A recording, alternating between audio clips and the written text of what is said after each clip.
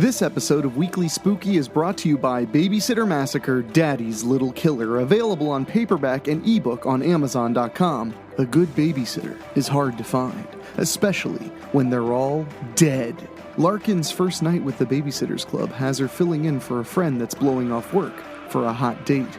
The simple little lie will have dire consequences that trigger a series of unthinkable events and spurs a killer's need for revenge. With the bodies and suspects stacking up, can Larkin unmask the Kohler slasher? Or will she become another victim of Daddy's Little Killer?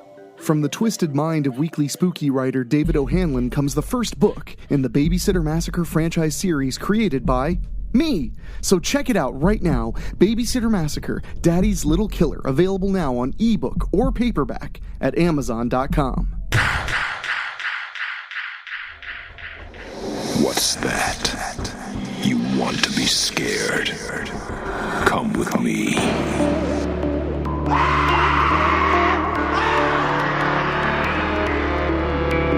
You will experience tales of horror, ghosts, and death. It is not recommended for the weak at heart. Listen in the dark. It's more fun that way. This is Weekly Spooky. Hello, my friends. My name is Henrik Kuto, your host and narrator, and thank you for joining me for another little bit of something scary to make your winter that much more chilling. Of course, if you're on my side of the world, it is definitely chilling outside, and it's about to be chilling in your earphones, too, because we've got a creepy and bizarre one, which I would not expect any less from this author, Joe Solmo. You guys know him if you've been listening for a while. He writes some great stories, and I'm happy to have another one from him because Joe likes to make you think. He likes to make you think about unexpected danger, unexpected evil. And that's what tonight's story's about. Because when you go camping in the woods, and I've only been camping a few times, I was a bit of a city boy growing up, you get packed with fear of the unknown mostly. But what do you expect in the unknown? You're thinking bears, you're thinking wolves, you're thinking a strange person. But my friends, what if the bloodthirsty terror that you're so afraid of lurking in the shadows was something a little smaller, something that you usually would pay no mind to at all? Would that comfort you? Or would it leave you open and vulnerable, completely and utterly at their mercy?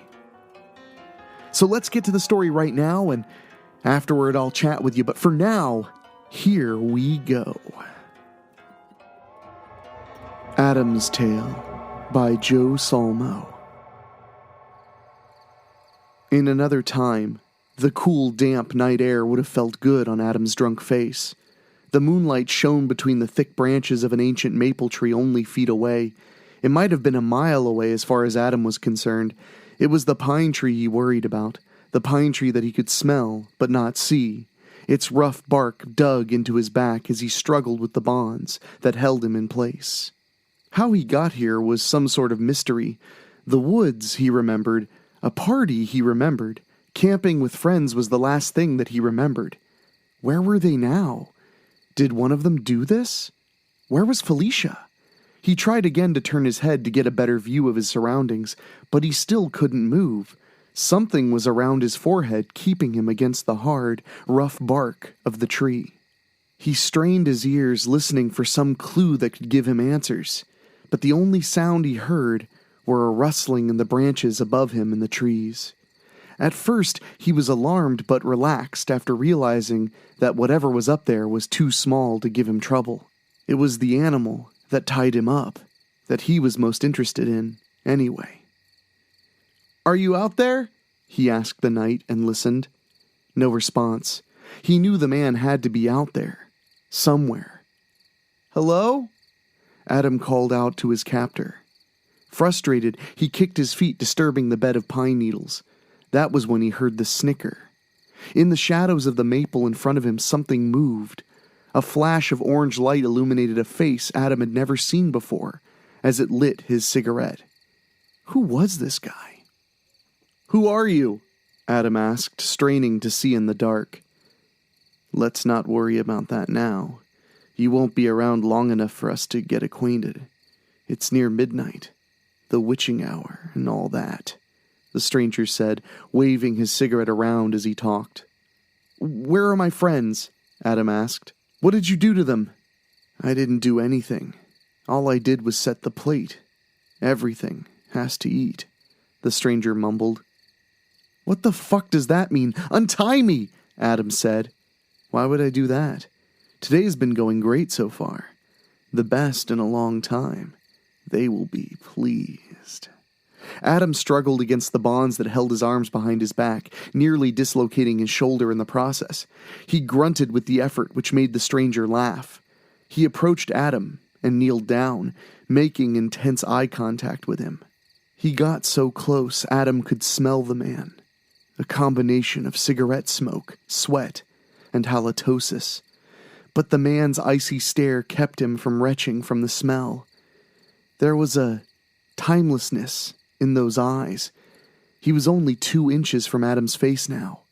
Too close for Adam. "Save your strength for the screaming.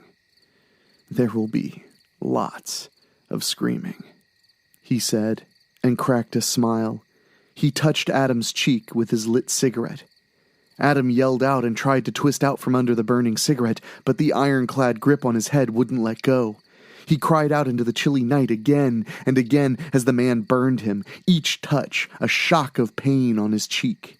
"Yeah, like that. I think you'll do fine," the stranger said, and laughed. In the distance, a wolf howled, followed by another. Adam's eyes widened. "Don't you worry about them now. Even they won't come here," the stranger said, and flicked the rest of his cigarette at Adam. "This here is a special place. It's time I head on out. They don't like to be watched. This should buy my farm some time. They ought to leave me alone for a year at least." "Who?" Adam said, but the man wandered off into the darkness without giving him an answer. He heard the wolves again, and wondered if that was going to be how he died. Torn to pieces by wolves. What was it the stranger said? The wolves won't come here? Why not? He thought. He could smell the cigarette still burning, and thought about it catching the bed of pine needles all over the ground on fire. He had a morbid question cross his mind.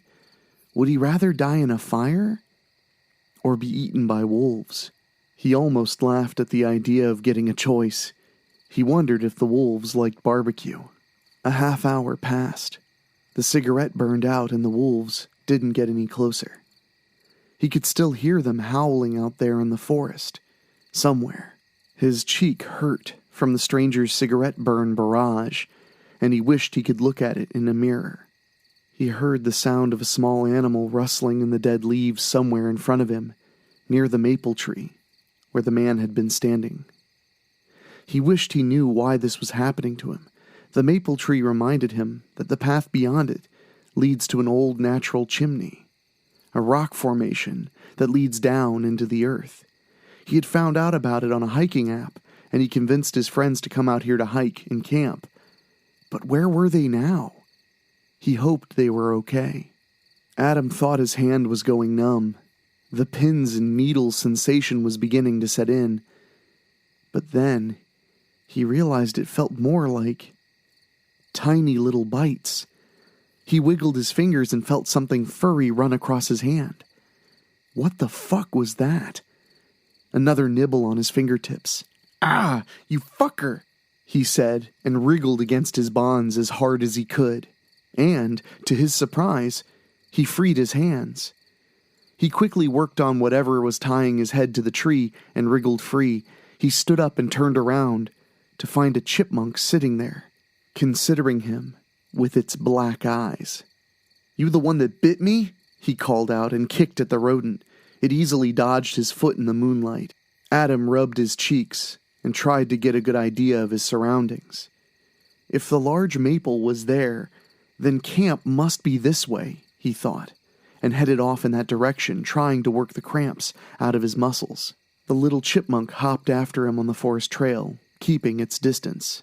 With all the roots and rocks, Adam stumbled through the woods while trying to make it back to camp. Twice he almost fell. His hand was covered in mud and sticky pine pitch. He wiped them on his pants as he continued through the woods. He could just make out a fire ahead in the distance. It must be his friends. He called out to them, "Felicia! Jacob!" He got no response. He stumbled into the clearing, but he didn't see anyone. His tent was on the other side of the dying fire. He went over to it and opened the flap. Felicia was inside, wrapped in her sleeping bag. They must have gone to sleep, he thought. He climbed into the tent and shook her, but she didn't move. She was always a heavy sleeper. He poked her harder and lit the small battery-powered lantern they use on camping trips. "Wake up! We have to get out of here," he said. Finally, she was stirring, he thought, as he watched her swallow and turn her head. "Come on!" Her mouth opened, and a chipmunk climbed out, his face a crimson mask of Felicia's blood. It squeaked twice and ran past him to the tent opening, where another one was sitting, watching him, with those cold, black eyes. "What the fuck is going on?" he called out, and looked back down at Felicia. He shook her head and got a better look at her. Her mouth was agape, and he realized with horror that she had no tongue. He turned towards the doorway and saw that now there was about a dozen chipmunks standing there on hind legs, watching him. The one with the bloody face took a step forward.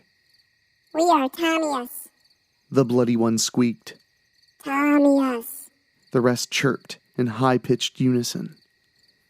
"I fucking lost it," Adam whispered to himself and shook his head. "We demand payment for the transgression," the chipmunk said. "Payment must be made. We demand it. The deal cannot be altered." "I have no idea what you're talking about. What did you do to Felicia and Jacob?"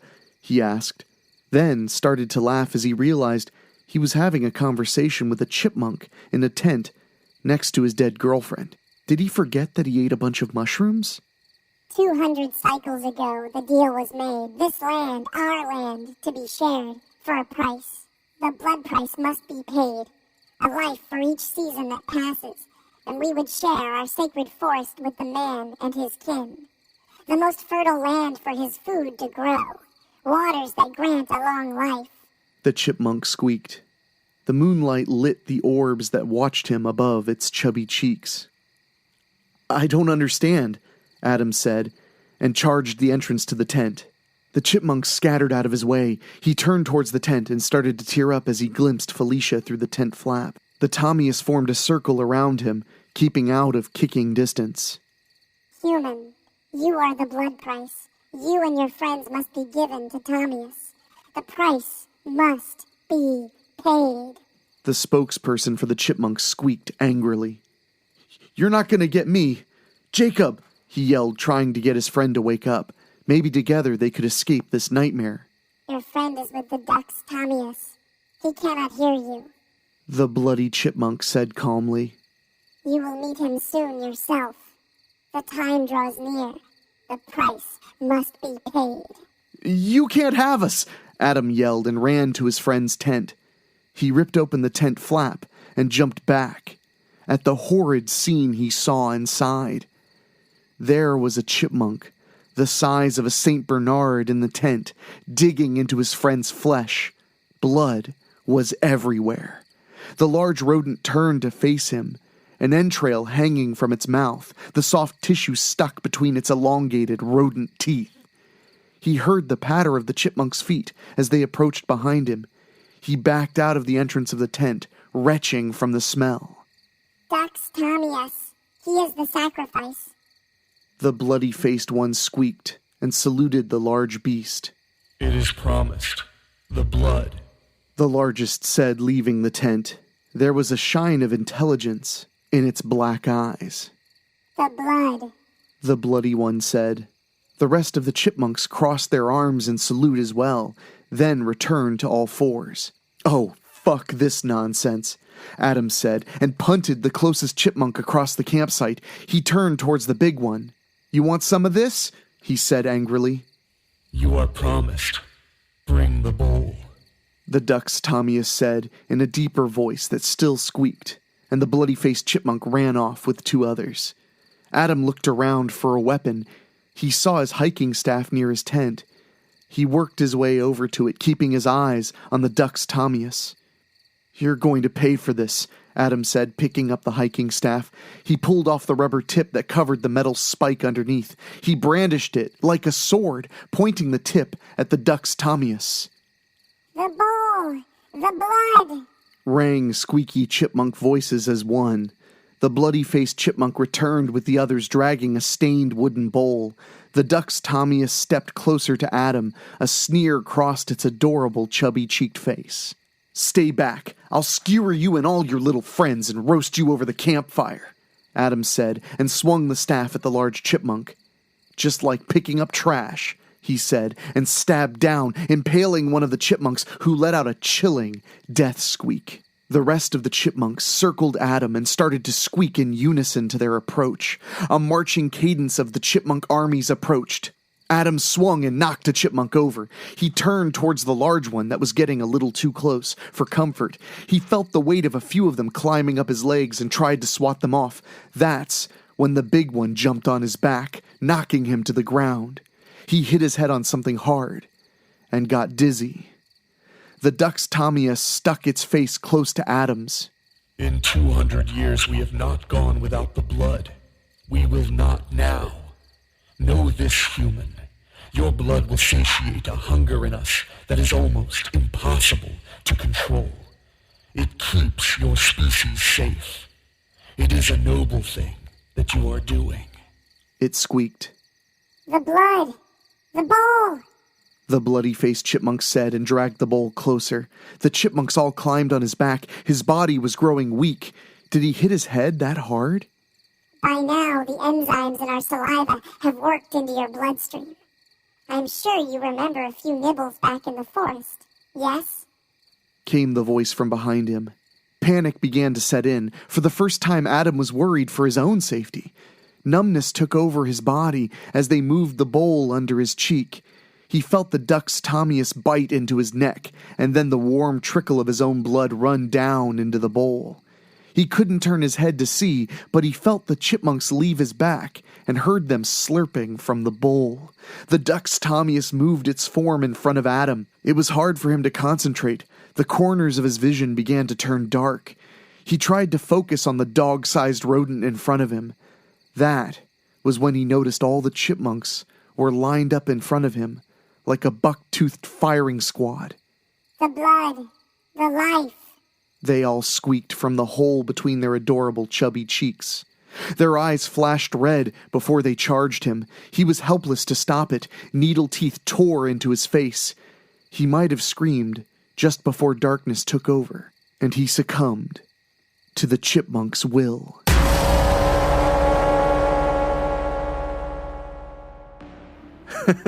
So, I suppose you'll never look at those little puffy cheeks the same way again. Thank you, Joe Solmo, for always being willing to think outside the box when it comes to our spooky stories, and I had a really good time narrating it. There's something fun about presenting the absurd in a straightforward way. You know, it's like when a B movie is bad, but everybody's in on the joke, like people are intentionally overacting and stuff. It's just not that exciting. So, yeah, I had a good time with it. And now when I'm in the forest, I won't be thinking about wolves. I won't be thinking about black bears. I'll be thinking about those goddamned chipmunks. Also, I want to take a moment to say huge thank you to our Patreon backers. We have grown several backers since the last episode, and I can't thank you enough. That's what really lets me make the show every single week for a whole year and beyond, is having all of you guys backing us on Patreon or tipping us at WeeklySpooky.com. And I want to say a special thank you to our Patreon podcast boosters, Karen Weemet, Jeff and George Hilton, Craig Cohen, Rob Fields, and Kevin Fry. You guys really help us keep it going, and if you want to find out how you can be a part of our Patreon and see exclusive information about new books coming out, about new podcasts coming out, about new movies, when that's possible, please head over to WeeklySpooky.com. You can also find out how to email us, you can find out how to submit a story, and of course, if you're feeling generous, please drop us a tip in our tip jar. But my friends, I'm going to get out of here and go enjoy the cold a little bit more and walk the rescue dog, so I hope you are staying warm, unless, of course, you want to be chilled. And for myself, for my producer Dan Wilder, and our composer Ray Mattis, I will talk at you later. And of course, see you next Wednesday.